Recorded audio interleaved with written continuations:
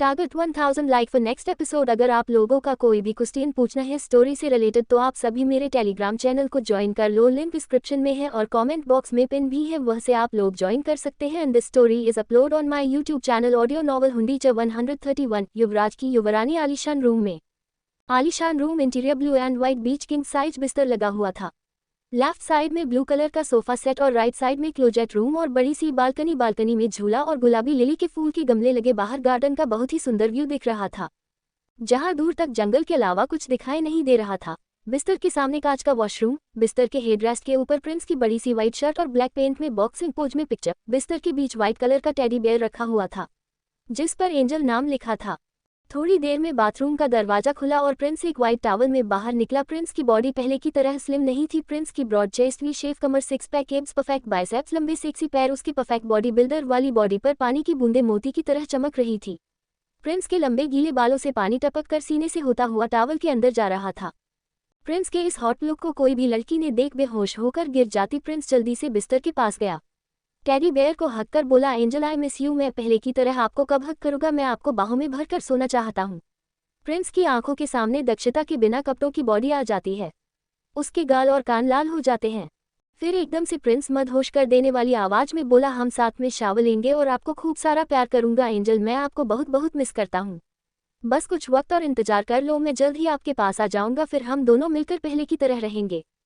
Bhavesh room में आते हुए मैं बोला, अगर सपने देख लिए हो तो जल्दी चलो, हुकुम सा ने बुलाया है।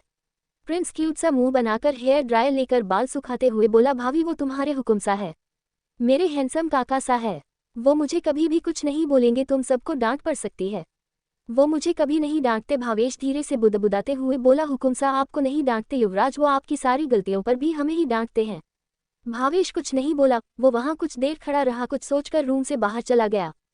प्रिंस ने अपने लंबे बालों को हाथों से पीछे की ओर झटके हुए क्लोजेट रूम में जाकर grey pant, white T shirt, brown jacket में रेडी होकर बाहर आया। फिर आईने के सामने खड़ा होकर जेल से बालों को सेट करके आधे बालों की पोनीटेल बनाए और आधे बालों को खुला छोड़ा। प्रिंस ने मिरर में देखते हुए कहा, एंजल काश आप मुझे मेरे हॉट लुक में देखती, आपका क्या रिएक्शन होता। आपके क्यूटी ने आपके लिए परफेक्ट बॉडी बनाई है, आपको भी कोई स्ट्रांग और बॉडी बिल्डर बॉयफ्रेंड बनाना होगा। अपनी प्यारी सी एंजल का रिएक्शन देखने के लिए तड़प रहा हूँ। अचानक प्रिंस अपने सर पर हल्की सी टिपली मारते हुए बोला, भाभी फिर से रूम में टपक पड़ेगा, मुझे जल्द से जल्द काकोसा के पास जाना होगा। प्रिंस अपने रूम से निकलता है, किसी महल के लंबे से गलियारों को क्रॉस करके सीढ़ियों के पास जाता है। जैसे ही प्रिंस इटालियन इंटीरियर के लिविंग रूम में पहुंचता है, लिविंग रूम में ब्राउन कलर के सोफे पर बहुत स्ट्रांग पर्सनैलिटी का आदमी बैठा हुआ था, जिसकी पीठ प्रिंस की तरफ थी। उनसे कुछ दूर हल्का सा घूंघट लिए एक लड़की खड़ी थी। भावेश और बिल्ला सिर झुकाकर खड़े थे। बिल्ला प्रिंस का शैडो बॉडीगार्ड और भावेश प्रिंस का मैनेजर है। प्रिंस कूल एटीट्यूड के साथ काकोसा के सामने सोफे पर बैठे हुए बोला, हैंडसम काकोसा आप भी ना क्यों बेचारों को डांट रहे हो, इन दोनों कोई गलती नहीं है, हम इन दोनों की एक बात नहीं सुनते, आप चाहो तो मुझे डांट सकते हो। प्रिंस के सामने बहुत सख्त पर्सनैलिटी का 6.5 इंच हाइट, बड़ी मूछें, बिरेड और बाल, सिर केसरिया रंग की पगड़ी में राजा जैसे रोब के साथ बैठा था। हुकुमसा ने अपनी सख्त पर्सनैलिटी के बाद अपने होठों पर स्माइल के साथ बोला, युवराज मैं आपका सेवक, आप राजस्थान की होने वाली किंग है, आपको कैसे डांट सकता हूँ। प्रिंस हंसते हुए बोला, काकोसा आपको पता है ना मैं आपको कितना मानता हूँ, मैं आपके बेटे जैसा हूँ, आप मुझे डांट सकते हैं। मैं आपके लिए, भावेश के लिए और बिल्ला के लिए युवराज नहीं, आपका दोस्त और बेटा बनना चाहता हूँ। युवराज और किंग नहीं बनना, हमें बहुत बड़ा सिंगर बनना है। प्रिंस के काकोसा हुकुमसा बलवान शेखावत फिर रिस्पेक्ट से बोले, युवराज आपने 2 साल पहले भी मुझसे कहा था कि आप हमारे साथ रहेंगे, आपको अपनी माँ सा का सपना पूरा करना है, आपको बड़ा सिंगर बनना है। युवराज आपकी माँ सा सपना पूरा करने से किसी ने नहीं रोका, हमने आपकी सेफ्टी के लिए आपको अपने पास रखा। आपने हमसे वादा किया था कि आपका सपना पूरा होने के बाद आप राजस्थान की जनता के लिए भी कुछ करेंगे। इंडिया की सबसे बेस्ट सिंगर की लिस्ट में टॉप पर युवराज आप हैं। युवराज की फैन फॉलोइंग पूरे इंडिया और इंटरनेशनल लेवल पर है। युवराज आपको युवराज होने का फर्ज निभाते हुए राजस्थान की जनता के लिए जिम्मेदारी बनती है। आपने अपनी माँ सा का सपना पूरा कर दिया, आपको अपने बाबा सा का सपना पूरा करना है। राणा रणजीत राठौर राजस्थान की जनता को खुश और समृद्ध देखना चाहते थे। राजस्थान की जनता आपकी फूफा सा का कहर बर्दाश्त कर रही है, आपको शादी करके राजस्थान को युवरानी देनी ही होगी। राजस्थान की जनता और वेट नहीं कर सकती। प्रिंस का चेहरा एकदम सख्त हो गया और वो बोला, काकोसा आप जानते हैं हमने आपसे वादा किया था, आपको और राजस्थान को युवरानी दूंगा। काकोसा रेवती बाईसा कभी नहीं बन युवरानी सकती। अगर काकोसा आप उन्हें युवरानी बनाना चाहते हैं, राजस्थान के युवराज होने के पद को छोड़ देंगे। लिविंग रूम में राजस्थान की राजपूती ड्रेस में बहुत खूबसूरत लड़की बैठी थी, जिसके चेहरे पर अलग ही तेज था। प्रिंस की बात सुनकर उसकी आंखों में आंसू आ चुके थे। वो आंखों में आंसू लिए घूंघट के पीछे से प्रिंस को देख रही थी। वही बलवान राठौड़ भी लड़की को देखकर अपने मन में बोला, रेवती बाई सा चिंता मत कीजिए, मुझे यकीन है 2 सालों में आपने युवराज के लिए इतना कुछ किया है, वो आपको जरूर युवरानी बनाएंगे। बस वो अपनी माँ के सपने और म्यूजिक के पीछे पागल है। बलवान राठौड़ और रेवती बाईसा को प्रिंस और दक्षिता के बारे में कुछ भी नहीं पता था। भावेश ने दक्षिता के बारे में सब छुपा लिया। प्रिंस को किसी को दक्षिता के बारे में कुछ भी नहीं बताने के लिए कहा। रेवती बलवान राठौड़ के बड़े भाई की बेटी है, भावेश की छोटी बहन है। रेवती और भावेश की मोम की डेथ उसके जन्म के समय हो गई। प्रिंस के डैड राणा रंजीत राठौड़ ने रेवती और प्रिंस की एंगेजमेंट बचपन में ही फिक्स कर दी थी। राजस्थान के हुक्मराना सा राणा रंजीत राठौड़ और हुक्मरानी सा प्रिंस के मॉम डैड पर हमला हुआ था। राणा रंजीत राठौड़ ने रेवती और रेवती के डैड बलवीर शेखावत को राजस्थान से बाहर भेज दिया था। रेवती के डैड बलवीर शेखावत राजस्थान के दीवान थे। वही बलवान शेखावत राणा रंजीत राठौड़ के बॉडीगार्ड्स की टीम के हेड थे। राजस्थान के हुक्मरानी सा और राणा सा के मर्डर के इल्जाम में बलवान जेल हो गई। शैडो गार्ड के हेड बलवान को दिल्ली की तिहाड़ जेल में रखा। 5 साल पहले बलवान जेल से बाहर आया था। बलवान प्रिंस की सेफ्टी में लगा हुआ था। फिर दिल्ली के क्लब में बलवान की मुलाकात अपने भतीजे भावेश से हुई। भावेश की मदद से प्रिंस को गोल्डन पैलेस से बाहर निकाला। सेफ्टी के साथ युवराज रुद्रांश को दिल्ली भेज राजस्थान में छुपकर अपने लिए जगह तैयार करने लगा। बलवान ने बताया, भावेश और बिल्ला प्रिंस के शैडो गार्ड है। बलवान राजस्थान में छुपकर अपना साम्राज्य तैयार कर रहा था। तभी बलवान को राठौड़ फैमिली के लॉयर से पता चला युवराज के फूफा सा राजस्थान और बड़े हुक्मराना सा फैमिली की प्रॉपर्टी पर कानूनी हक नहीं हो सकता। राजस्थान की नई हुक्मरानी सा राजस्थान और प्रॉपर्टी उनके नाम नहीं कर देती। बलवान ऐसी लड़की ढूंढने लगा जो राजस्थान की पहरेदार रानी सा बन सके। 2 साल पहले अचानक उसकी मुलाकात रेवती से हुई। बलवान को पता चला रही थी रेवती उसके भाई की बेटी और उसके भाई की डेथ हार्ट अटैक से हो गई। प्रिंस की सेफ्टी के लिए बलवान ने बिल्ला के पास अपने आदमी भेजकर प्रिंस को यहाँ बुलवा लिया। बिल्ला ने बॉडीगार्ड्स को प्रिंस और दक्षिता को चोट पहुंचाए प्रिंस को किडनैप करने को कहा था। बिल्ला प्रिंस के पीछे हमेशा शैडो गार्ड बनकर रहा था। दक्षिता के बारे में अच्छे से जानता था। दक्षिता कभी भी प्रिंस को दूर नहीं ले जाने देगी। बिल्ला ने दक्षिता की कमजोरी का फायदा उठाया, प्रिंस को किडनैप कर लिया। यहाँ आकर बलवान काकोसा ने प्रिंस को बड़े हुक्मराना सा की सेफ्टी के लिए यहीं पर रोक लिया। बलवान ने प्रिंस को बताया कि प्रिंस के दादाजी बड़े हुक्मराना सा की हालत प्रिंस के फूफा सा और बहन सूरज, मोहिनी और सिसोदिया खानदान की वजह से है।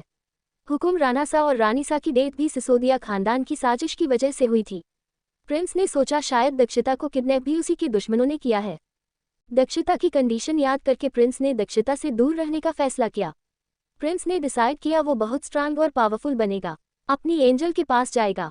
भावेश कुछ सोच बोला, अगर वह स्ट्रांग बन जाता है तो वो राजस्थान का हुक्मराना सा बन जाएगा।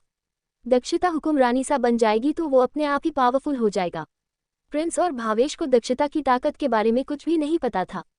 भावेश को भी बस इतना ही पता था दक्षिता बहुत बड़ी बिजनेस वुमन है। उसे नहीं पता था कि दक्षिता अंडरवर्ल्ड की क्वीन है। भावेश को भी लगा शायद प्रिंस के ऊपर वो हमला हुआ था जिसमें दक्षिता भी फंस गई। भावेश और प्रिंस ने डिसाइड किया कि वो दक्षिता की सेफ्टी के लिए दक्षिता और कीर्ति से दूर रहेंगे। फिर प्रिंस अपनी जैकेट को सही करते हुए खड़ा हुआ और बोला, काकोसा मैं आपको एक बार फिर कह रहा हूँ, आपको हुक्मरानी सा चाहिए तो मिल जाएगी। हम रेवती बाईसा से कभी शादी नहीं करेंगे, ठीक है? हम चलते हैं, हमारी म्यूजिक कॉन्सर्ट लेकर मीटिंग है। काकोसा आप तो जानते हैं ये हमारा पहला म्यूजिक कॉन्सर्ट होने वाला है। प्रिंस, भावेश और बिल्ला वहां से जा रहे थे। रेवती ने सर्वेंट को इशारा किया। सर्वेंट ने कटोरी में दही चीनी रेवती को दिया। वही रेवती धीरे से बोली, युवराज थोड़ी देर रुके। प्रिंस भावेश और बिल्ला के साथ अपनी जगह पर रुक गया। कीर्ति अपना हल्का सा घूंघट लिए प्रिंस के सामने खड़ी हो गई और दही चम्मच प्रिंस की तरफ बढ़ाते हुए बोली, युवराज दही चीनी खाकर जाना, अच्छा होता है। आज का दिन आपके लिए बहुत अच्छा रहेगा। रेवती को अपने सामने देख प्रिंस कुछ कदम पीछे ले लेता है। भावेश सब समझ जाता है। वो रेवती के हाथ से दही चीनी की कटोरी लेते हुए बोला, आप रहने दो। भावेश खुद प्रिंस को दही चीनी खिला देता है। फिर वो कटोरी वापस रेवती के हाथ में दे देता है। वो तीनों वहां से चले जाते हैं। रेवती मन में बोली, युवराज क्या हम करीब रहने लायक भी नहीं आपके लिए कुछ कर सके? आप हमेशा मुझसे दूरी बनाकर रखते हैं, जैसे अगर आप मुझसे करीब आए तो पता नहीं कौन सा तूफान आ जाएगा। तभी पीछे से बलवान हुकुम सा रेडी के कंधे पर हाथ रखकर उसे दिलासा देते हैं। हाईवे पर ब्लू कलर की फरारी दौड़ रही थी, उसके पीछे 10 स्कॉर्पियो कार चल रही थी। फरारी कार को बिल्ला ड्राइव कर रहा था। बिल्ला के पास वाली सीट पर भावेश बैठा था। प्रिंस पीछे पैसेंजर सीट पर अपना सर टिका कर बैठा हुआ था। अचानक प्रिंस अपनी आंखें खोलकर भावेश से कुछ बोला, जिसे सुनकर भावेश हैरान हो गया। प्रिंस की प्रिंसेस कौन बनेगी? क्या दक्षता प्रिंस को ढूंढ रही है? और रेवती क्या कभी प्रिंस और दक्षता को एक होने देगी? बलवान शेखावत को जब दक्षता के बारे में पता चलेगा तो वह क्या करेगा? जाने के लिए अगला एपिसोड पढ़ें। Hello readers, like comment share and follow me. जब 132 जाना पहचाना एहसास। हाईवे पर कार में बिल्ला स्पोर्ट्स कार ड्राइव कर रहा था, वही भावेश उसके पास वाली पैसेंजर सीट पर अपने टैबलेट में कुछ काम कर रहा था। प्रिंस पिछली सीट पर अपनी आंखें बंद करके लेटा था। अचानक प्रिंस ने आंखें खोलकर भावेश की तरफ देख बोला, भाभी क्या आपको बुरा नहीं लगता? आपकी बहन को रिजेक्ट करते हैं। भावेश हैरानी से कुछ देर प्रिंस को देखता है, फिर हल्की सी मुस्कुराहट के साथ बोला, प्रिंस अगर हम आपको सच बताएं तो क्या आप हम पर विश्वास करोगे? प्रिंस क्यूट सी स्माइल के साथ बोला, भाभी हमने आप पर हमेशा भरोसा किया है, आज क्यों नहीं करेंगे? रेवती का नाम चेंज किया, रीवा शेखावत। भावेश हंसते हुए बोला, हमारी बहन रीवा बायसा आपके लायक नहीं लगती। प्रिंस और बिल्ला हैरान हो गए। भावेश अजीब सी टोन में आगे बोला, युवराज आगे कुछ मत पूछना, क्यों आपको वो वजह नहीं बता सकते? आप इतना समझ लीजिए, हम कभी नहीं चाहेंगे कि रीवा बायसा आपकी वाइफ बने, चाहे वो राजस्थान की युवरानी बने, हमें फर्क नहीं पड़ता। वो आपकी वाइफ बनने लायक नहीं है। बिल्ला और प्रिंस दोनों ही खामोश हो गए थे। कार स्पीड से आगे बढ़ने लगी। भावेश अपनी टैबलेट में देख बोला, युवराज आज म्यूजिक कॉन्सर्ट के नए इन्वेस्टर आने वाले हैं। भावेश की बात सुनते ही पता नहीं क्यों प्रिंस का दिल खुशी से जोरों से धड़कने लगा। प्रिंस हैरानी से अपने दिल की तरफ देखा। प्रिंस मन में सोचा, ये क्या दिल का बच्चा तू एंजल के पास ऐसे धड़कता था? 2 साल बाद आज दिल की धड़कन तेज हुई है। प्रिंस अपने मन में दिल से बोला, क्यों बच्चे इतनी क्यों उछल रहे हो, जैसे सच में एंजल तुम्हारे पास आने वाली है। प्रिंस का दिल और जोरों से धड़कने लगा। अब यह मत कहना कि तुम मुझे बता रहे हो कि मैं जल्दी एंजल से मिलने वाला हूँ। अपने मन ही मन दिल से बातें कर रहा था। जैसे ही वो दक्षता के बारे में सोच रहा था, उसके दिल की धड़कन बढ़ती जा रही थी। प्रिंस ने अपने दिल पर हाथ रखते हुए मन में कहा, दिलू बच्चे शांत हो जा, कहीं ऐसा ना हो एंजल से मिलने से पहले धड़कना भूल जाओ, हम सांस लेना शांत हो जाओ। प्रिंस ने अपनी आंखें बंद करके दिल की धड़कनों को शांत करने लगा। ओपर पैलेस में, ये पैलेस बलवान शेखावत ने अपने और प्रिंस की सेफ्टी के लिए बनवाया था। ओपर पैलेस पहाड़ की गुफा के अंदर छुपा हुआ है। जंगल के बीच पहाड़ी से बाहर निकलने का एक सीक्रेट रास्ता जो हाईवे से मिलता है। 2 to 3 एकड़ में फैले बरगद के पेड़ के पीछे छुपा हुआ है। रेवती का room, red and white colour interior से सजे रूम में रीवा मिरर के सामने खड़ी थी। उसकी आंखें सुर्ख लाल थी, वो बहुत मासूम और सेड लग रही थी। अचानक रीवा के चेहरे पर इविल स्माइल आ गई। मिरर में शातिर नजरों से देखते हुए चुनरी उतार फेंक देती है। राजस्थानी राजपूती ड्रेस उतारनी लगती है। कुछ देर बाद रेड क्रॉप टॉप और ब्लैक कलर की में मिरर के सामने खड़ी थी। रीवा किसी हॉट और सेक्सी मॉडल की तरह लग रही थी। थोड़ी देर पहले जो संस्कारी बेटी लग रही थी, अब वह किसी सेक्सी मॉडल से कम नहीं लग रही थी। वो मिरर में देखते हुए खुद से बोली, मैंने तुम्हारे लिए खुद को पूरी तरह चेंज कर लिया, जहां आराम से लड़कों के साथ घूमती रहती। जब से मैंने तुम मुझे दोबारा मिले हो, मैंने खुद को पूरी तरह बदल दिया, लेकिन तुम्हें फिर भी मैं दिखाई नहीं देती। मैंने 2 सालों में तुम्हारे करीब एक लड़की भी नहीं आने दी, और तुम पहले घर में कैद रहे हो, तो ऐसा तो हो नहीं सकता कि तुम्हारी जिंदगी में कोई लड़की है। तो फिर तुम मुझसे प्यार क्यों नहीं करते? तुम्हें मुझसे प्यार करना होगा। फिर उसने अपनी स्कर्ट से अपना फोन निकाला, एक कॉल मिलाते हुए बोली, रघु युवराज पर नजर रखना, उनके आसपास कोई लड़की भटकने नहीं चाहिए। मुझे नहीं पता तुम क्या करोगे, जिस दिन युवराज को कोई लड़की पसंद आई तो वो तुम्हारी जिंदगी का आखिरी दिन होगा। रघु रिस्पेक्ट भरी आवाज में बोला, युवरानी युवराज वैसे लोगों के सामने नहीं जाते।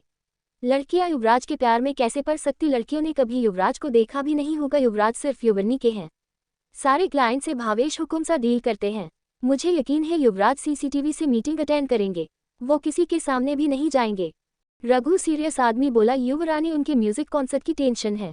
आप तो जानती है युवराज के गानों की फैन फॉलोइंग कितनी ज्यादा है। उनकी फैन गर्ल ने युवराज के हैंडसम चेहरे और परफेक्ट बॉडी को देख लिया तो शायद लड़कियां पागल हो जाएंगे। उस वक्त लड़कियां उन्हें आपसे छीनने की कोशिश कर सकती हैं।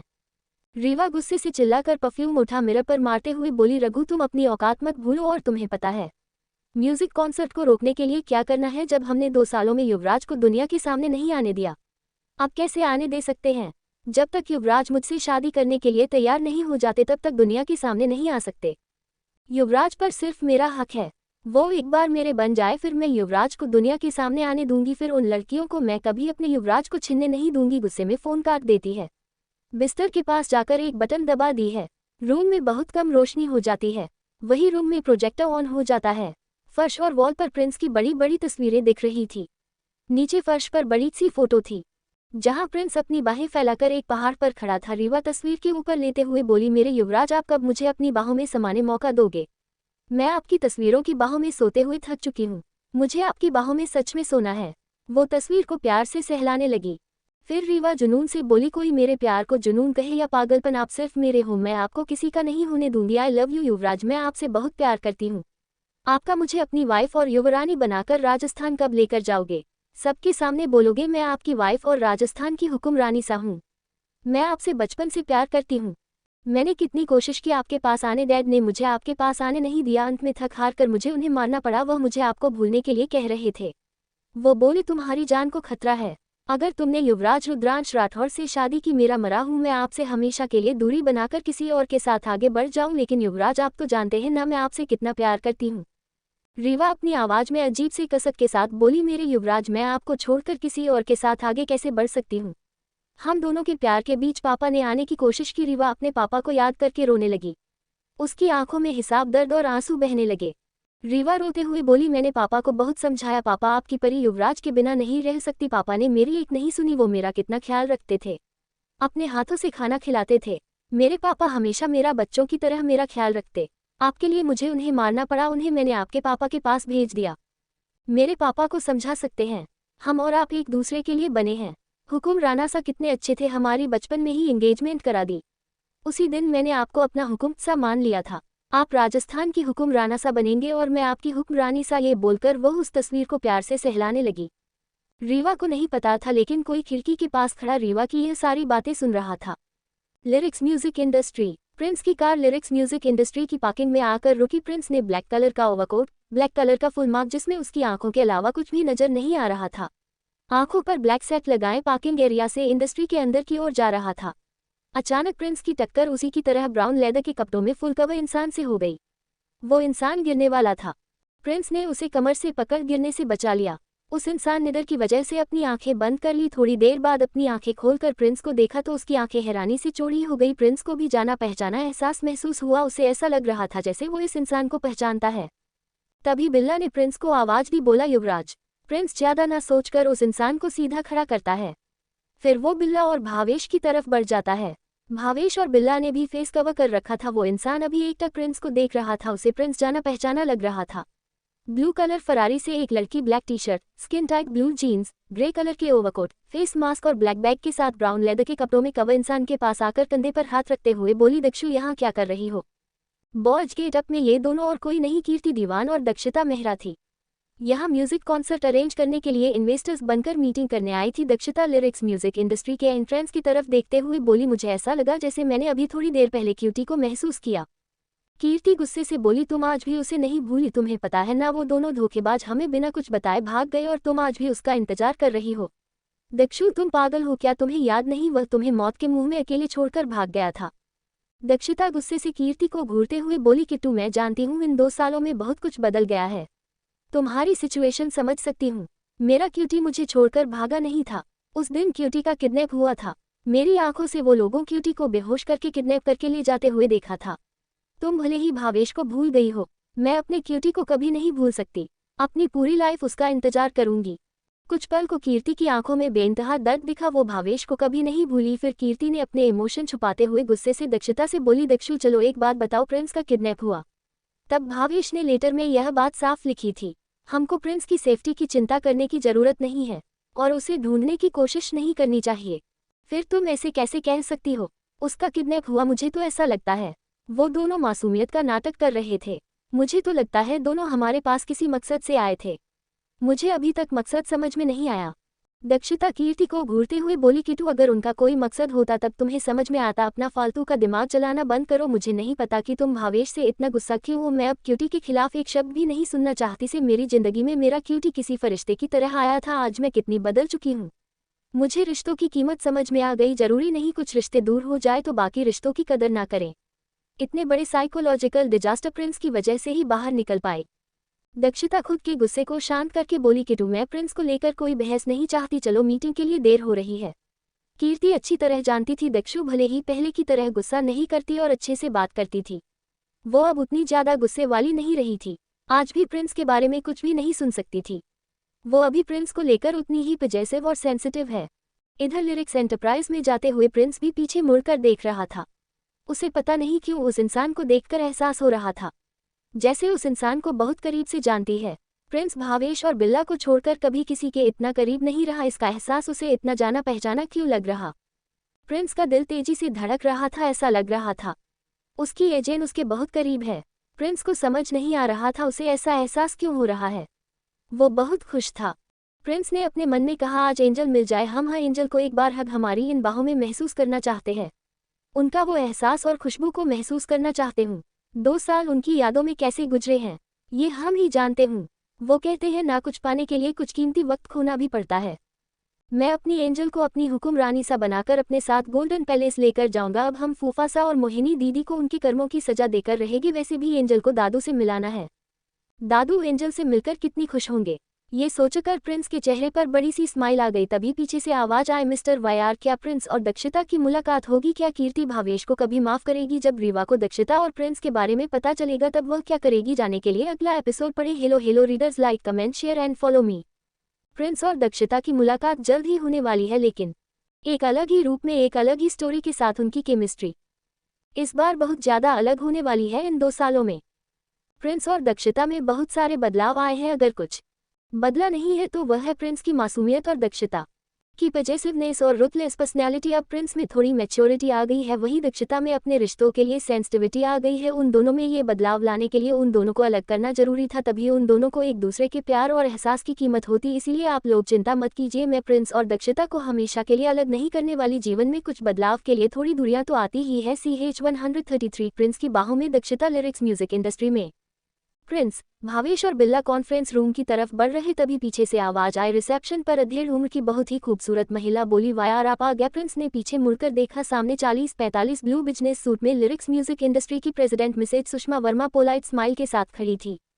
मिसेज वर्मा को देख प्रिंस मुस्कुराते हुए बोला, हेलो सुमी आंटी, आप कैसी हैं? सुषमा वर्मा प्रिंस की मॉम की बचपन की दोस्ती थी।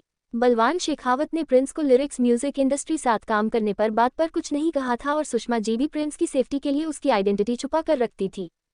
प्रिंस मिसेज वर्मा के सामने खड़ा हो जाता है, वो भी प्यार से प्रिंस को देखते हुए बोली, रुद्र बेटा मैं ठीक हूँ। वर्ल्ड के बेस्ट सिंगर वायर को अपने पहले म्यूजिक कॉन्सर्ट के लिए कांग्रेचुलेशन। मिसेज वर्मा और प्रिंस मीटिंग के बारे में बातें करते हुए प्रेसिडेंट ऑफिस की ओर निकल जाते हैं। थोड़ी देर बाद दक्षिता और कीर्ति बॉडीगार्ड के साथ रिसेप्शन पर आते हैं। कीर्ति रिसेप्शनिस्ट से कॉन्फ्रेंस रूम के बारे में पूछ रही थी। तभी पीछे से अट्रैक्टिव आवाज आई। दक्षिता, कीर्ति और रिसेप्शनिस्ट प्राइवेट लिफ्ट की तरफ देखा तो वहां 23-24 साल का लड़का खड़ा था। रिसेप्शनिस्ट प्यार भरी नजरों से मोस्ट हैंडसम एंड हॉट लड़के को देखा। वो लिरिक्स म्यूजिक इंडस्ट्री का CEO कुणाल वर्मा था, सुषमा वर्मा का बड़ा बेटा और वर्मा कॉर्पोरेशन होने वाला प्रेसिडेंट था। कुणाल स्माइल करते हुए दक्षिता की तरफ देख रहा था। कुणाल का दक्षिता मेहरा पर क्रश था। 22 साल की उम्र में ही लिरिक्स म्यूजिक इंडस्ट्री ज्वाइन कर ली थी। वो लिरिक्स म्यूजिक इंडस्ट्री को मेहरा म्यूजिक इंडस्ट्री के बराबर पहुंचाना चाहता था। फिर कुणाल दक्षिता को शादी के लिए प्रपोज करने का प्लान था। कुणाल ने मन में सोचा, बिजनेस वर्ल्ड की क्वीन DM इंडस्ट्री की बॉस लिरिक्स म्यूजिक इंडस्ट्री में इन्वेस्ट करेगी, उसे मेहरा म्यूजिक इंडस्ट्री के करीब पहुंचने से कोई नहीं रोक सकता। एंटरटेनमेंट इंडस्ट्री में मेहरा म्यूजिक इंडस्ट्री टॉप 1 पर आती थी। म्यूजिक वर्ल्ड में मेहरा म्यूजिक इंडस्ट्री से 5 सिंगर मेहरा म्यूजिक इंडस्ट्री के थे। लिरिक्स म्यूजिक इंडस्ट्री के 2 सिंगर, सारेगामा म्यूजिक इंडस्ट्री का 1 सिंगर, धुन म्यूजिक इंडस्ट्री के 2 सिंगर टॉप 10 लिस्ट में सिंगर्स में आते हैं। मेहरा म्यूजिक इंडस्ट्री को छोड़कर तीनों म्यूजिक इंडस्ट्री कंपटीशन में थे। कुणाल रिस्पेक्ट भरी आवाज में बोला, DM बॉस वेलकम, आपका लिरिक्स म्यूजिक इंडस्ट्री में स्वागत है, आप मेरे साथ आइए। और कुणाल बड़ी रिस्पेक्ट के साथ दक्षिता को CEO केबिन की ओर ले जाने लगा। प्रेसिडेंट के केबिन में सुषमा आज की मीटिंग की प्रेजेंटेशन प्रिंस के साथ डिस्कस कर रही थी। अचानक केबिन का लैंडलाइन बजने लगा। सुषमा ने देखा CEO के ऑफिस की सेक्रेटरी का कॉल पिक किया तो उधर सेक्रेटरी ने कुछ कहा। सुषमा सरप्राइज होकर बोली, क्या सच में DM कॉर्पोरेशन की बॉस हमारे म्यूजिक इंडस्ट्री में इन्वेस्ट करने आई है? DM का नाम सुनकर प्रिंस का दिल जोरों से धड़कने लगा। प्रिंस ने अपने मन में कहा, मुझे DM बॉस के बारे में सुनकर ऐसा क्यों लग रहा है जैसे मैंने अपनी एंजल के बारे में सुन लिया। एंजल का नाम तो दक्षिता है ना, तो फिर DM का नाम सुनकर मेरा दिल इतने जोरों से क्यों धड़क रहा है? मिसेज वर्मा फोन रख प्रिंस से बोली, रूथ बेटा आई एम सॉरी, मुझे कुछ काम से जाना होगा, मीटिंग के टाइम पर मेरी सेक्रेटरी आपको इन्फॉर्म कर देगी। तभी प्रिंस ने पता नहीं क्या सोचकर बोला, सुमी काके सा हम भी कॉन्फ्रेंस रूम में मीटिंग अटेंड करेंगे।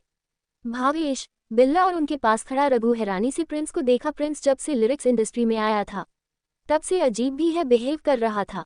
भावेश शक भरी नजरों से प्रिंस को देखा। उसको पता नहीं क्यों ऐसा लग रहा था जैसे कुछ तो गलत होने वाला है। आज भावेश का दिल जोरों से धड़क रहा था। ऐसा भी नहीं था अब केवल प्रिंस बेचैन था, भावेश भी बहुत ज्यादा बेचैन था। उसे भी एहसास हो रहा था जैसे उसकी डॉक्टर साहिबा आसपास है।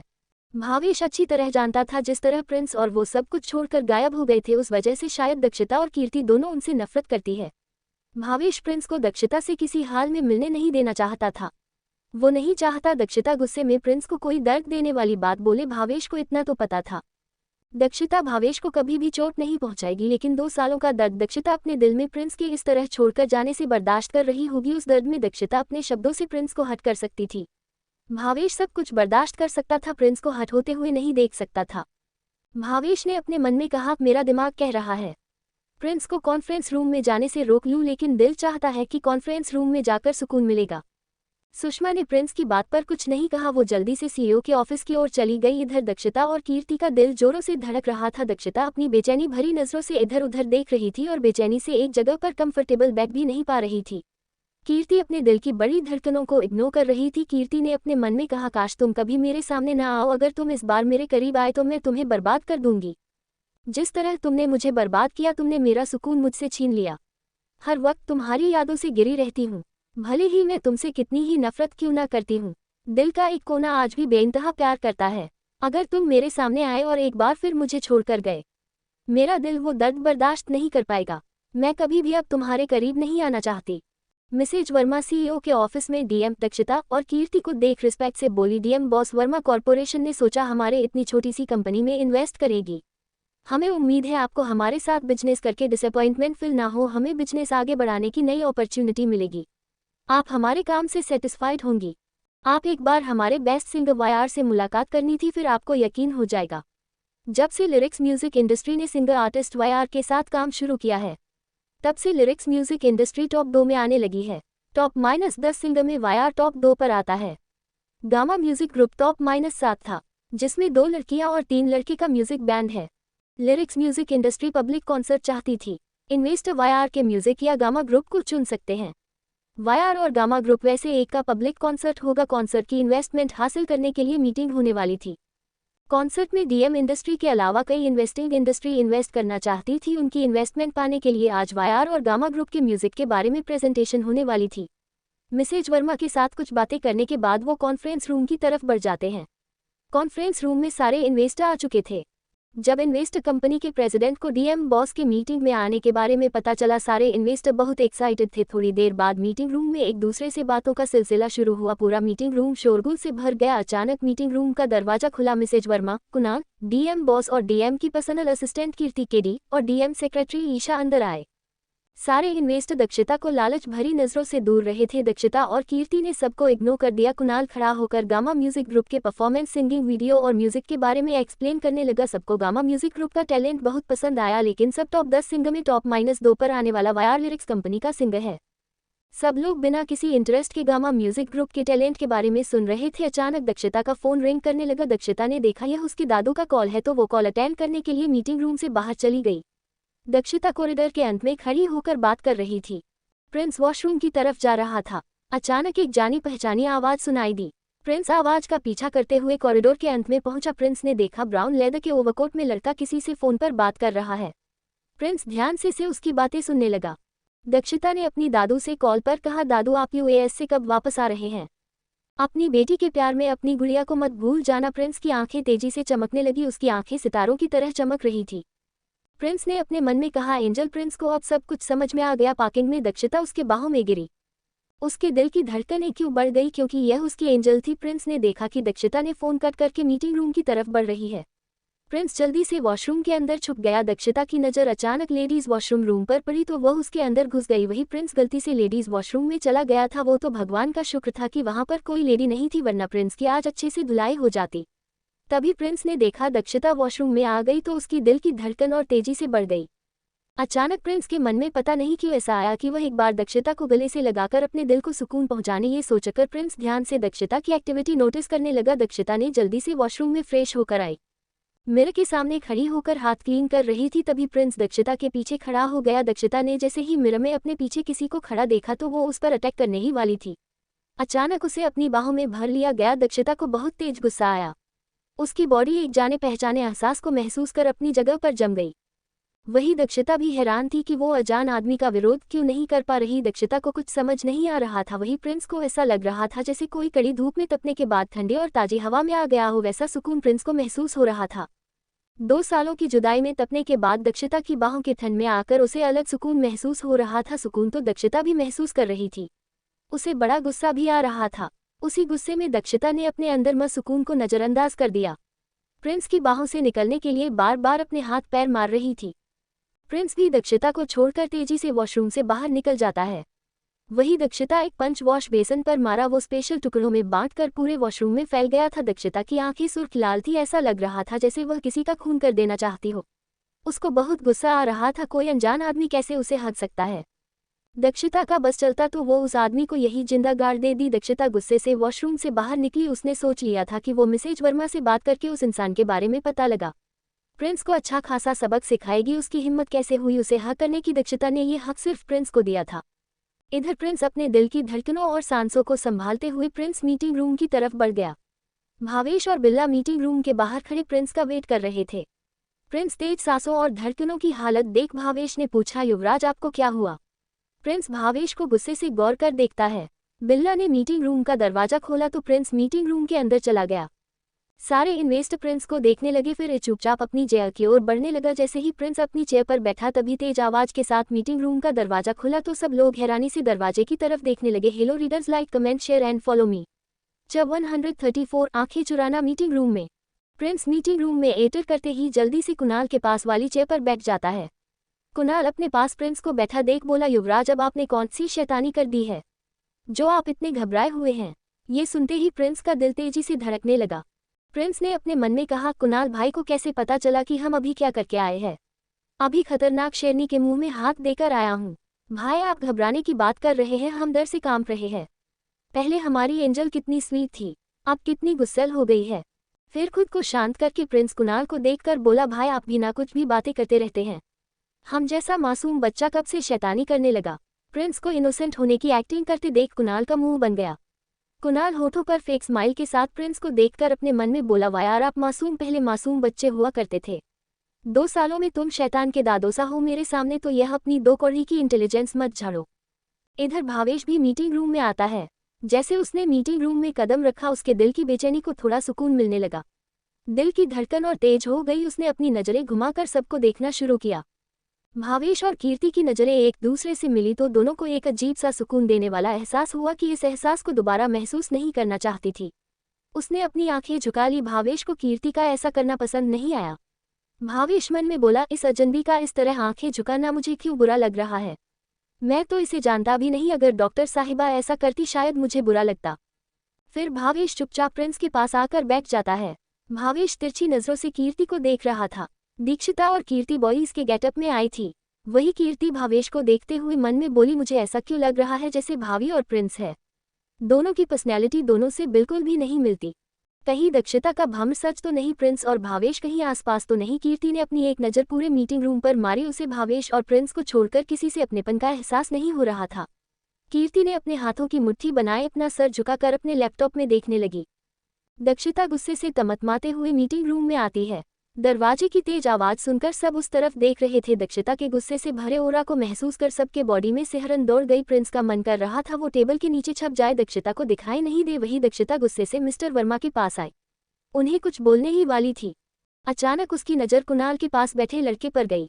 उसकी आंखें दोबारा सुर्ख लाल हो गई। वो कीर्ति के पास वाली चेयर पर बैठ अपनी खतरनाक नजरों से प्रिंस को घूरने लगी। प्रिंस को ऐसा लग रहा था जैसे उसकी प्यारी सी एंजल कच्चा खा जाएगी। कीर्ति को दक्षिता का गुस्सा महसूस हुआ तो उसकी ओर देखा, फिर उसकी नजरों का पीछा किया। वहां पार्किंग वाला लड़का था। कीर्ति ने फुसफुसाते हुए बोली, दक्षु अगर वह लड़का तुम्हें इतना ही पसंद आ गया है तो अपनी जानलेवा नजरों से क्यों घूर रही हो?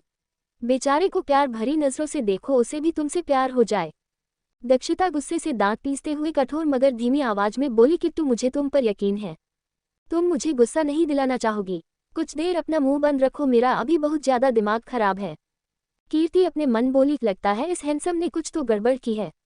भगवान ही बेचारे को दक्षु के गुस्से से बचाए। दक्षिता मीटिंग की टाइम पर प्रिंस को गुस्से से घूर रही थी। वही प्रिंस अपनी नजरें चुराकर एक नज़र दक्षिता को देखता इधर उधर देखने लगता। तभी पियून कॉफी और जूस के साथ मीटिंग रूम में एंटर करता है। प्रिंस की नज़र पियून नट्टू काका, उसकी आंखें चमकने लगी। पियून सबको जूस और कॉफी दे रहा था। नट्टू काका प्रिंस के पास पहुंचे। प्रिंस धीमी आवाज में बोला, नट्टू काका मुझे आपसे कुछ काम है। नट्टू काका डर भरी नजरों से प्रिंस को देखने लगे। मिट्ठू काका अच्छी तरह प्रिंस को कभी कोई शैतानी करनी होती थी, नट्टू काका को कुछ ऐसा करने को कहता जिसे बेचारे नट्टू काका को बहुत ज्यादा डांट पड़ती। प्रिंस नट्टू काका की आंखों में ना साफ देख सकता था। वो धीमी आवाज में बोला, मैं आंटी को बता दूंगा आपने कल सफाई वाली शीला को किस किया। ये सुनते ही नट्टू काका डर से बोले, मैंने कब किया वायार, आप हम पर झूठा इल्जाम लगा रहे हैं। प्रिंस धीमी आवाज में बोला, यह आप और हम जानते हैं कि मैं ये झूठा है, बाकी सब इस बात पर यकीन कर लेंगे। नट्टू काका आपको ब्राउन कपड़े पहने जो लड़का बैठा है उसे कैसे भी करके रेस्ट रूम में भेजना है। नट्टू काका ने गुस्से से घूरकर प्रिंस को देखा और फिर वो बाकी सबको जूस और कॉफी देने लगे। वही कुणाल शक भरी नजरों से प्रिंस को घूरने लगा। कुणाल को ऐसा लग रहा था जैसे प्रिंस कुछ शैतानी करने वाला है, लेकिन कुणाल को समझ में नहीं आ रहा था प्रिंस ने नट्टू काका से ऐसी कौन सी शैतानी करने को कहा है। कुणाल नट्टू काका से इस बारे में पूछने ही वाला था, तभी मिसेज वर्मा ने प्रेजेंटेशन देने का इशारा किया। कुणाल ने पूरा वायार के म्यूजिक की प्रेजेंटेशन देने में लगा है। वेटिंग रूम में मौजूद सब इससे अनजान थे कि प्रिंस कुछ शैतानी प्लान कर रहा था। कुणाल को प्रिंस पर शक हो गया था। अभी कुछ नहीं कर सकता, उसे अभी मीटिंग पर फोकस करना था। कुणाल ने प्रिंस की मैनेजर भावेश की तरफ देखा तो वो पता नहीं अपने लैपटॉप में क्या घूर रहा था। भावेश लैपटॉप में नहीं कीर्ति को घूर रहा था। उसे समझ नहीं आ रहा था ये जाना पहचाना एहसास और सुकून क्या है। उसे कीर्ति के आसपास होने से महसूस हो रहा था। वह तिरछी नज़र से एकटक कीर्ति को अपने ऊपर किसी की गहरी नज़र महसूस नज़रें महसूस हो रही थी। जब भी वह अपनी नज़र घुमाकर देखती तो उसे सब कुछ नॉर्मल लगता। प्रिंस कौर के बहाने से मीटिंग रूम से बाहर चला गया। नट्टू काका भी सबको पानी और जो सब करते हुए दक्षिता के पास से नॉर्मल ही निकलते हैं। अचानक अपने पैर के मोड़ जाने की एक्टिंग करते हुए जिस वजह से लक्षिता पर आधे से ज्यादा जोश गिरा देते हैं। दक्षिता झटके से खड़ी होती है। उसके कपड़ों पर जूस बहकर नीचे की तरफ जा रहा था। लेदर का होने की वजह से वैसे तो सब लोग डर भरी नजरों से डीएम बॉस को देख रहे थे कि वो क्या करने वाली है। दक्षिता जैसी ही नट्टू काका की तरफ देखती है तो नट्टू काका शर्मिंदगी से अपना चेहरा झुकाए धीमी आवाज में उससे माफी मांगते हैं। तो दक्षिता सर्वेंट की गलती पर उसे डांट कैसे सकती है। दक्षिता ने सबको सब ठीक होने का इशारा किया। सब हैरान थे कि डीएम बॉस ने इतनी बड़ी गलती के बाद भी गुस्सा क्यों नहीं किया। डीएम बॉस को मीटिंग रूम को चले जाना चाहिए था। डीएम बॉस बिल्कुल शांत थी। कुणाल जल्दी से आगे बढ़कर दक्षिता को लेकर मीटिंग रूम के बाहर जाने ही वाला था कि डीएम बॉस ने कुणाल को इशारा किया कि वह मीटिंग कंटिन्यू करे और खुद मीटिंग रूम से बाहर आ जाती है। नट्टू काका रेस्टिंग रूम का रास्ता बता देते हैं। दक्षिता दरवाजा खोल ड्रेसिंग रूम के अंदर जाती है। उसे पता नहीं क्यों एक अजीब सी बेचैनी और सुकून महसूस हो रहा था। दक्षिता के कदम रेस्टिंग रूम की तरफ बढ़ रहे थे, वैसे ही उसकी दिल की धड़कनें बढ़ रही थी। दक्षिता धीरे से वॉशरूम का दरवाजा खोलती है। अचानक उसकी चीख निकल जाती है। वॉशरूम में सामने कोई उसकी तरफ पीट करके शर्टलेस होकर खड़ा था। वॉश बेसिन में अपनी शर्ट क्लीन कर रहा था, लेकिन रस्सी पर जल्द ही खुद को संभालते हुए दरवाजे की तरफ मुंह करके खड़ी हो जाती है। तभी प्रिंस आवाज को चेंज कर थोड़ी बाहरी आवाज में बोला, अगर आपको मुझे सेट लिस्ट देखना था तो बता देती, मैं आपको ऐसे ही दिखा देता। ऐसे किसी के मौसम में घुसने का क्या मतलब है? क्या आप मुझे लाइक करती हैं? आप मेरे पीछे यहाँ तक मुझे सेड्यूस करने आ गई। दक्षिता का मन कर रहा था वह गड्ढा खोदे और उसमें घुस जाए। आज उसकी किस्मत इतनी खराब क्यों थी? भले ही उसे अपने क्यूटी का अपने आसपास होने का एहसास हो रहा था, उसे एक अजनबी लड़की के करीब या बहुत ज्यादा बेचैन कर रही थी। दक्षिता ये सब कुछ अपने से दूर कर देना चाहती थी। दक्षिता को खुद पर बहुत गुस्सा आ रहा था। वह क्या कर रही है उसे कुछ समझ नहीं आ रहा कि आज उसके साथ क्या हो रहा है। दक्षिता गुस्से से बोली, मुझे पता है ये सब तुम्हारी पुरानी है, वरना आज ही ऑफिस में आए और मेरे साथ ही सब हो रहा है। तुम भी याद रखना होगा कि मैं कोई ऐसा इंसान नहीं हूँ, मैं तुम्हें बर्बाद कर दूंगी। कल प्रिंस और दक्षिता की नोकझोंक भरी मस्ती कैसी रहने वाली है, जाने के लिए अगला एपिसोड पढ़े। सही कहते हैं कि हम जैसा सोचते हैं वैसा कुछ नहीं होता, कभी कभी हमारे मर्जी के खिलाफ भी कुछ चीजें होती हैं। ऐसा ही मेरे साथ पिछले 2 दिनों में हुआ है। अगर मेरे चैप्टर में आपको कुछ भी कमी लगती है तो आई एम सॉरी। मैं जल्दी अब आपको बेस्ट चैप्टर देने की कोशिश करूंगी। बस आप प्लीज मेरा सपोर्ट कीजिए। CH 135 इश्क हमें बर्बाद न कर। अब तक आपने पढ़ा। प्रिंस और दक्षिता 2 साल बाद लिरिक्स म्यूजिक इंडस्ट्री में आमने सामने आते हैं। प्रिंस लिरिक्स इंडस्ट्री का आर्टिस्ट है, वही दक्षिता कंपनी में इन्वेस्ट करने आती है। इस कंपनी में सिंगर टॉप 10 में वाईआर और गामा म्यूजिक ग्रुप आते हैं। उनमें से एक म्यूजिक बैंड ग्रुप था, वही प्रिंस वाईआर के नाम से म्यूजिक इंडस्ट्री में फेमस था। दोनों में किसी सिंगर का पब्लिक कॉन्सर्ट कराने के बारे में सोच रहे थे। वायर और गामा म्यूजिक ग्रुप के एल्बम सुपरहिट हुए थे। पब्लिक म्यूजिक कॉन्सर्ट और अरेंज करने का डिसाइड किया। इन्वेस्ट की मीटिंग थी। इसी दौरान दक्षिता और प्रिंस की मुलाकात होती है। प्रिंस दूसरी मुलाकात में दक्षिता की बातों से पहचान लेता है। डीएम बॉस उसकी एंजल है। प्रिंस ने दक्षिता को सताने के लिए वॉशरूम में जबरदस्ती हक कर लेता है, जिसे दक्षिता बहुत ज्यादा गुस्सा होती है। मीटिंग रूम में दक्षिता प्रिंस को जलती हुई नजरों से घूर रही थी। वही भावेश और कीर्ति को एक दूसरे की प्रेजेंस बेचैनी और सुकून दे रही थी। प्रिंस एक और शैतानी करने के लिए लिरिक्स म्यूजिक इंडस्ट्री के पियून को ब्लैकमेल करता है। पियून दक्षिता के ऊपर जूस गिराकर उसे रेस्ट रूम में भेज देता है। अब आगे प्रिंस रेस्ट रूम की तरफ जा रहा था, तभी एक बॉडीगार्ड अपने हाथ में जूस लिए खड़ा था। वो प्रिंस के मीटिंग रूम से बाहर टकरा गया। प्रिंस के ओवरकोट, जैकेट और शर्ट पर पानी गिर गया। प्रिंस जल्दी से वॉशरूम गया और कपड़ों को क्लीन कर किया और वह हेयर ड्रायर से कपड़े सुखा रहा था। तभी रेस्टरूम का दरवाजा खुलने की आवाज आई। प्रिंस के चेहरे पर स्माइल आ गई। प्रिंस के चेहरे पर मास्क नहीं था। प्रिंस मिरर से वॉशरूम के दरवाजे को घूर रहा था। अभी दक्षिता बाथरूम का दरवाजा खोलकर अंदर आई। उसने देखा कोई नेक बैक उसकी तरफ करके खड़ा है। दक्षिता ने जल्दी से पीछे की ओर मुड़ गई। प्रिंस मिरर से दक्षिता की पीठ को प्यार से निहारते हुए बोला, डीएम बॉस, क्या आपको मुझसे प्यार हो गया है? जो आप मुझसे सेड्यूस करने के लिए मेरे पीछे रेस्टरूम में आ गई। अगर आप सच में मुझसे प्यार करती हैं, मैं आपके प्रपोजल के बारे में सोच सकता हूँ। दक्षिता का चेहरा सुर्खलाल हो गया। उसका मन कर रहा था वो यहाँ गड्ढा खोदकर उसमें छुप जाए। फिर वो अपने इमोशन छुपाते हुए गुस्सा से दांत पीसकर बोली, मिस्टर अजनबी, सुबह से क्या कुछ ज्यादा ही पंगे नहीं ले रहे मुझसे? तुम्हें क्या लगता है ऐसी इंसान नहीं हूँ जिसके साथ तुम जो चाहे कर सकते हो? तुम्हें नहीं पता, कभी मुझे गुस्सा आ गया तो तुम्हें बर्बाद कर दूंगी। प्रिंस दक्षिता की बैक को घूरते हुए बोला, जाना ऐसा जुल्म मत करना है। इश्क न छेड़ा आके हमें, हम भूले हों को याद न कर। पहले ही बहुत नाशाद है हम, तू और हमें नाशाद न कर। किस्मत का सितम ही कम नहीं कुछ ये ताज़ा सितम। ईजाद न कर, यूं जुल्म न कर, बेदाद न कर, इश्क हमें बर्बाद न कर। जिस दिन से मिले हैं दोनों का सब चैन गया, आराम गया, चेहरों से बहारें सूख गई, आंखों से फरोगे शाम गया, हाथों से खुशी का जाम छुटा, होंठों से हंसी का नाम गया। गमगीन न बना, नाशाद न करे, इश्क हमें बर्बाद न कर। हम रातों को उठकर रोते हैं, रो रो के दुआएं करते हैं, आंखों में तसव्वुर, दिल में खलिश, सर धुनते हैं, आहें भरते हैं। इश्क ये कैसा रोग लगा, जीते हैं न जालिम, मरते हैं ये जुल्म, तू है जल्लाद न कर, इश्क हमें बर्बाद न कर। ये रोग लगा है जब से हमें, रंजीदा हूँ मैं, बीमार है वो हर वक्त, तपिश हर वक्त, खलिश बेख्वाब हूँ मैं, बेदार है वो, जीने पे इधर बेजार हूँ मैं, मरने पे उधर तैयार है वो, और जब तक कहे फरियाद न करे, इश्क हमें बर्बाद न कर। जिस दिन से बंधा है ध्यान तेरा, घबराए हुए से रहते हैं, हर वक्त तसव्वुर कर कर के शर्माए हुए से रहते हैं, कुम्हलाए हुए फूलों की तरह कुम्हलाए हुए से रहते हैं, पामाल न कर, बर्बाद न कर, इश्क हमें बर्बाद न कर। प्रिंस दक्षिता कुछ चिरते हुए और फ्लर्ट करते हुए अपनी पुरानी यादों में खोया हुआ था। तभी दक्षिता का फोन बजा। वो गुस्से में फोन लेकर रेस्ट रूम से बाहर निकल गई। प्रिंस क्लीन शर्ट और जैकेट को पहनकर बाहर आया, मीटिंग रूम में गया। जैसे ही प्रिंस वहां से निकला, तभी वॉल के पीछे से दक्षिता निकलकर आंखों में चमक के साथ मीटिंग रूम के दरवाजे को घूरते हुए अपने मन में कहा, ओ क्यूटी, आपको क्या लगता है तुम्हारी एंजल तुम्हें नहीं पहचान पाएगी? मॉम डैड के बाद अपने निशु भाई के एहसास और बाहों की गर्माहट को महसूस किया। फिर मैंने हर किसी के एहसास को महसूस करना बंद कर दिया। मैं जिंदा लाश बन गई थी जो बस मशीनों की तरह काम करना और अपने आसपास के लोगों को प्रोटेक्ट करना जानती थी। मेरे लिए पूरी दुनिया खत्म हो गई थी। दुनिया में अकेलेपन से लड़ रही थी। तुम किसी फरिश्ते की तरह मेरी बेरंग और बेजान जिंदगी में आए, नहीं सांसें, उम्मीदें, रंग और इमोशन दिए। तो तुम्हें क्या लगता है कि मैं तुम्हें नहीं पहचान पाऊंगी? मैं तुम्हारे एहसास को महसूस कर समझ गई। तुम मेरे क्यूटी हो। तुमने मुझे 2 सालों में बहुत सताया है। अब अपनी एंजल की शैतानियां देखो। 2 सालों में तुमने एक बार भी मुझे ढूंढने की कोशिश नहीं की। तुम लिरिक्स म्यूजिक इंडस्ट्री के साथ करीब 1 साल से ज्यादा टाइम से काम कर रहे हो। जब हम मिले तुमने मुझे पहचान लिया। अपनी एंजल को अपनी शैतानियों से सता रहे हो। अब मैं तुम्हें बताती हूँ शैतानियाँ किसे कहते हैं। फिर दक्षिता रेस्ट रूम में गई। अपने कपड़े क्लीन करने के बाद पार्किंग एरिया में चली गई।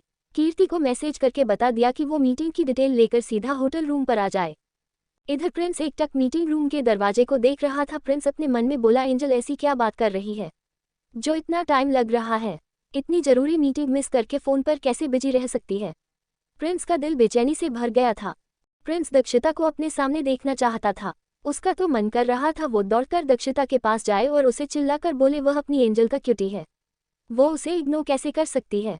प्रिंस को अपने अंदर इनसिक्योरिटी महसूस हो रही थी। पहले दक्षिता प्रिंस को खुद से कुछ सेकंड के लिए भी अलग नहीं करती थी। ये 2 साल प्रिंस ने भले ही दक्षिता से दूर बिताए हो, उसके अंदर से एक आवाज थी जो प्रिंस को हमेशा कहती थी कि एंजल सिर्फ उसकी है।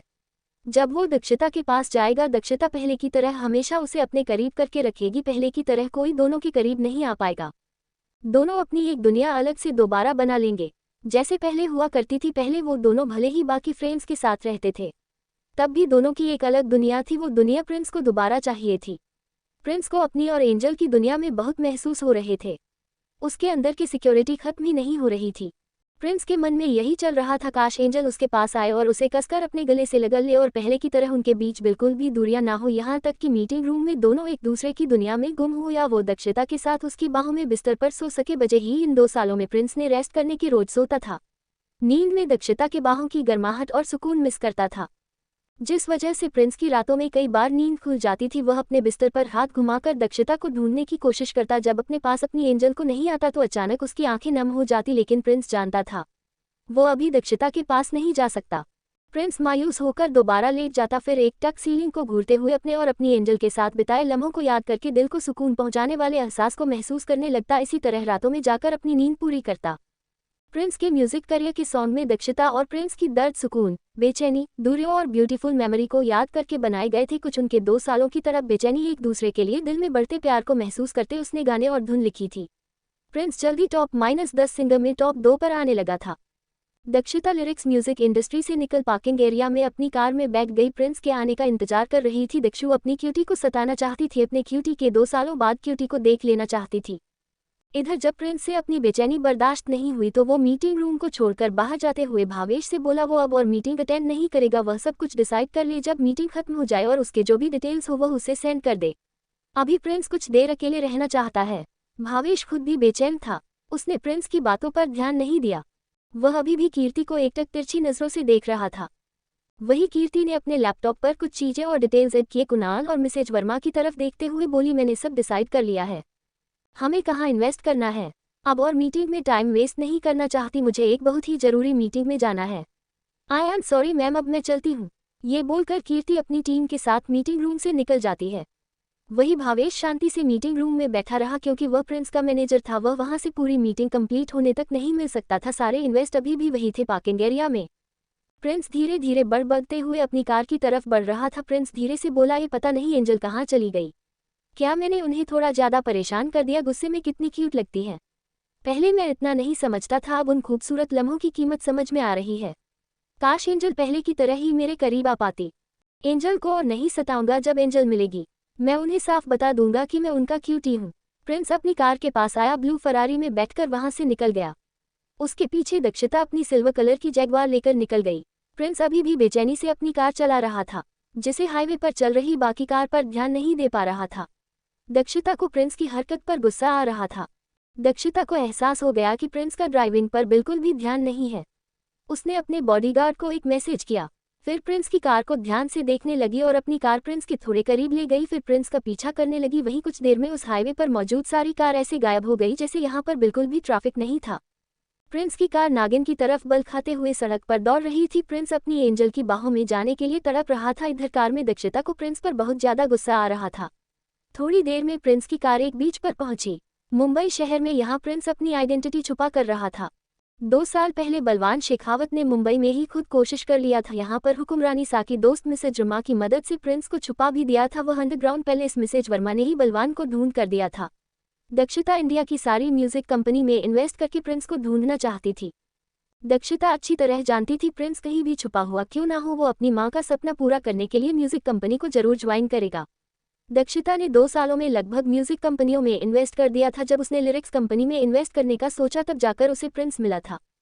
प्रिंस समुंदर के किनारे जाकर बैठ गया और लहरों को आते जाते देखने लगा। प्रिंस को ऐसा लग रहा था जैसे ही लहरें किनारे को छूते सकती है, लेकिन किनारे के पास हमेशा नहीं रह सकती। ऐसा ही उसे अपने और दक्षता को देख लग रहा था। प्रिंस को ऐसा लग रहा था जैसे वो लहरों की तरह दक्षता को छू सकता है, लेकिन पता नहीं वह दक्षता को हमेशा के लिए अपना कब बना पाएगा। प्रिंस 2 सालों में मैच्योर होने के साथ अपने प्यार को भी महसूस कर चुका था। इन 2 सालों में उसे हर रिश्ते का मतलब और दुनियादारी का मतलब समझ में आ गया था। बलवान शेखावत ने प्रिंस को मैच्योर करने के लिए ऐसी बहुत सारी बुक्स और लिरिक्स म्यूजिक इंडस्ट्री में वक्त बिताने का टाइम दिया, जिसे वो अलग अलग पर्सनैलिटी के बीच रहकर और लोगों के बीच का रिश्ता सब मैच्योर हो सके। उसे दक्षता और अपना रिश्ता भी समझ आने लगा था। 2 सालों में कॉलेज में कपल्स की बातें हरकतें सुन और देख समझ गया। वो पति पत्नी का रिश्ता बहुत अलग होता है। एक बंद कमरे में पति पत्नी का रिश्ता प्रिंस के साथ नहीं निभाया। मर शादी से पहले ही एक पत्नी होने के सारे फर्ज निभाए थे। इसे देखते हुए प्रिंस आसानी से समझ गया था कि रेवती भी उससे शादी करना चाहती है, लेकिन प्रिंस ने उसे पहले ही साफ बोल दिया था कि वो रेवती से कभी भी शादी नहीं करेगा। रीवा ने उसे कुछ नहीं कहा, वो एक मासूम लड़की किस तरह सर झुकाकर खड़ी रहती थी। प्रिंस दक्षिता और बेटी का रिश्ता कौन सा मोड़ लेने वाला है, जाने के लिए अगला एपिसोड पढ़े। Hello readers, like comment share and follow me. आगे कहानी में क्या होगा जानने के लिए पढ़ते रहिए और कमेंट और लाइक जरूर कीजिए। रुको सभी लोग, कहीं जाओ मत, ये तक स्टोरी सुन लिए हो तो एक प्यारा सा कमेंट कर दो और लाइक शेयर सब्सक्राइब भी कर दीजिए। आप लोग आगे की स्टोरी नेक्स्ट पार्ट में, तब तक के लिए बाय, टेक केयर।